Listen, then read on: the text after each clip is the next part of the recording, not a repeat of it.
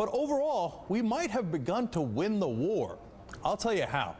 First, the state senators were welcomed home in style at the biggest rally since the state's budget showdown began more than 3 weeks ago.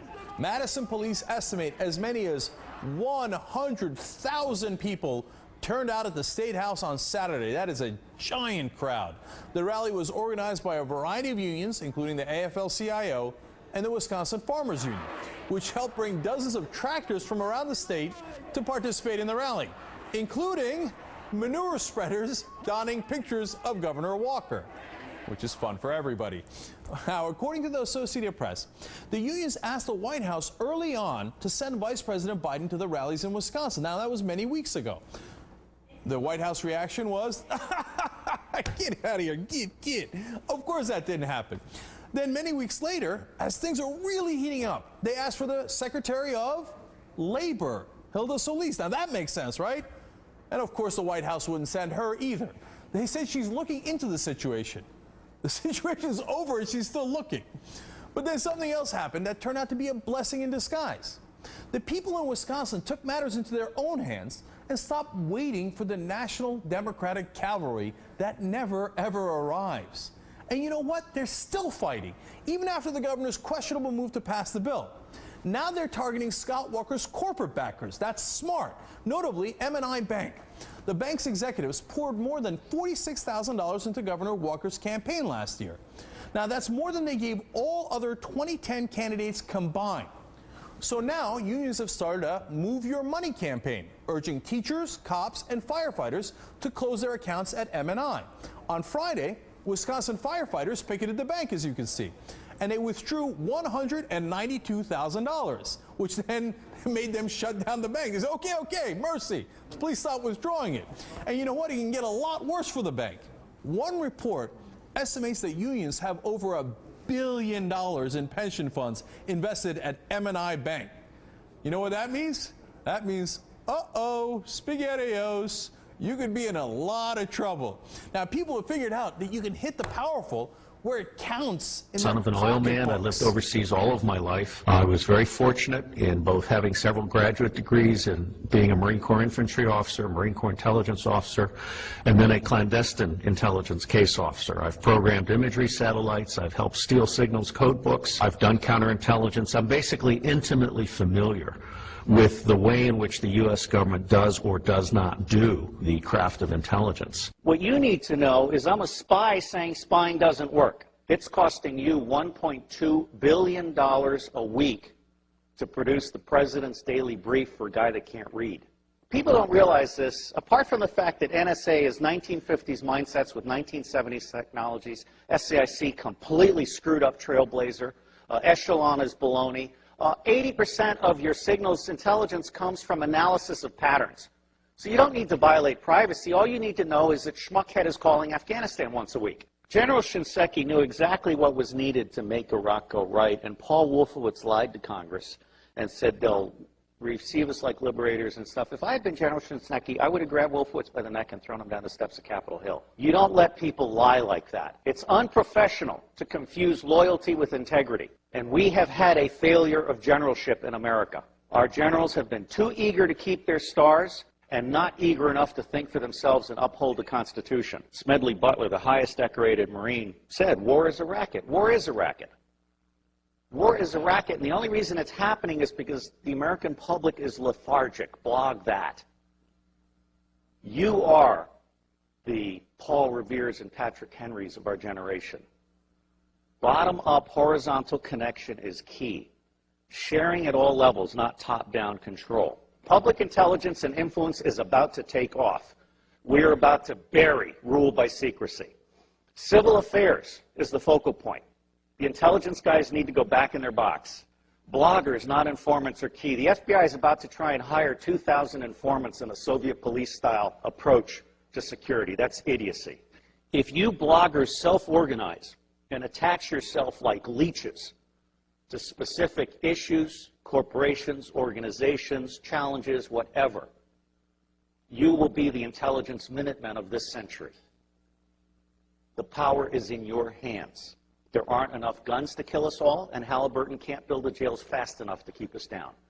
Bloggers, as Linux is organized, where you grab onto an issue or something and you are part of a structured citizen journalism blogging thing that lets no evil doing go unnoticed, that rules. So I think we're at a turning point. I think we're at the very beginning of a historic tidal shift in power, restoring the Constitution. I don't know how many of you are following this, but the Comptroller General has told Congress the United States of America is insolvent. We're out of Schlitz. We literally have no money to make it to the next decade. Now, there's some very easy solutions. I can eliminate all income taxes tomorrow and have more than enough money to fund the government by using some other guy's bright idea. We tax the Federal Reserve at 0.0006, doubles our money until we decide to put them out of business permanently, because we certainly should not have central banks. We've put together an electoral reform pledge, and it's my view that any member of Congress, any member of the Senate that refuses to sign both the constitutional pledge supporting the Constitution and the electoral reform pledge should be put out of business. And I believe that will be 95% of all of these people.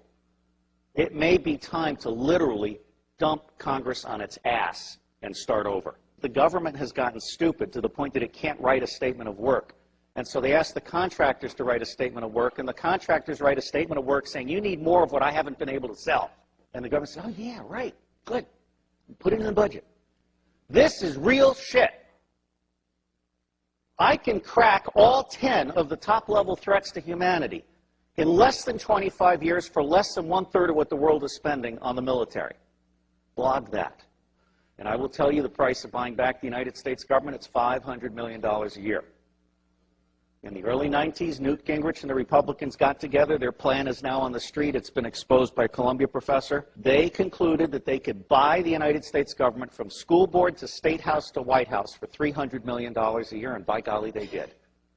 And every single member of Congress is impeachable for having abdicated their Article I responsibilities under the Constitution and serving as foot soldiers for the president and his mendacious vice president. If you confiscate all the wealth in the world, which I do not advocate, all you have is a $5 bill for every one of the 5 billion poor on the planet. For what we have spent on the Iraq War, I could have given a free cell phone to every one of the 5 billion poor on the planet. I could have taken the 10% residual capabilities on DoD satellites, abandoned communication satellites, and I could have provided free T1 to the Southern Hemisphere. Blog that. That's the kind of stuff we have to do. Because if we don't do that, those 5 billion people, instead of producing wealth that stabilizes the earth, are going to produce plagues, epidemics, criminal gangs, drugged up people. Ralph Peters, a friend of mine, and the bottom line here is the only path to wine, women, and wealth for badasses anywhere on the planet that have no money is guns. And what's happening here is we're at the very beginning. We're just starting to come out of our little eggshell. When the industrial era began, it broke the connection between kinship and trust. And it started treating people as commodities. And then we lost sight of our government and we allowed the corporations to buy the government. The United States of America no longer represents we the people. But you can change that. The reason it's not working today is because we have a military-industrial complex that profits from secrecy and war, and it does not profit from efficiency and peace. Blog that. The bottom line here is that central banking is an evil cancer. These people are selling us credit they don't have so they can take profits they don't deserve out of our pockets. That's nuts. The United States government is constitutionally chartered to print money on the good faith and credit of all of us and not pay interest. Why are we being such fools? Well, unfortunately, if you fight them, you get assassinated. Lincoln and Kennedy were both about to print money and not borrow from the banks. I can't connect those two dots, but I can tell you they're side by side. But the reality is the federal government is broken in every possible way. And it's going to be localized, bottom-up resilience networks. They're going to save us. That's where you guys come in. Our educational system stinks. It beats the creativity out of kids by the time they're in the 4th grade. It forces you to become a blogger or hacker in order to become creative. So you guys are the lifeboat. We've gone from America the Beautiful to America the Shit. Now, I believe we need to start blogging retrospective impeachments. I'm not saying we need to hang them or tar them or feather them, just out them. I think it's time for citizen investigative journalism to go deep and go back and go current. And people need to understand they can't get away with this stuff. There is absolutely no lack of solution, and there is also no lack of money. What is lacking is the popular political will to exercise our God-given right to be in charge. I got thrown off Fox News for saying the global war on terror wasn't real. Well, it's not.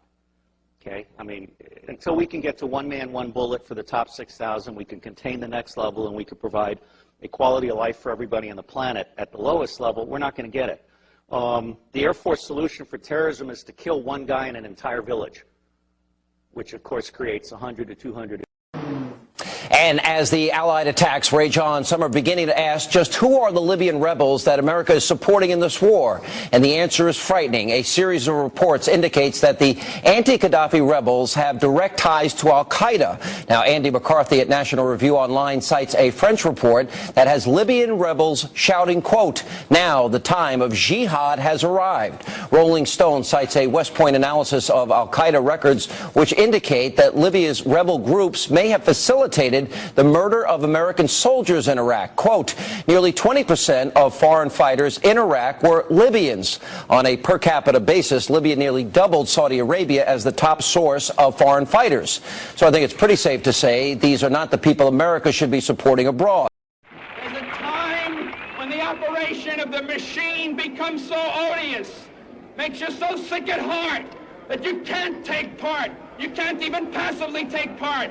And you've got to put your bodies upon the gears and upon the wheels, upon the levers, upon all the apparatus, and you've got to make it stop. And you've got to indicate to the people who run it, to the people who own it, that unless you're free, the machine will be prevented from working at all.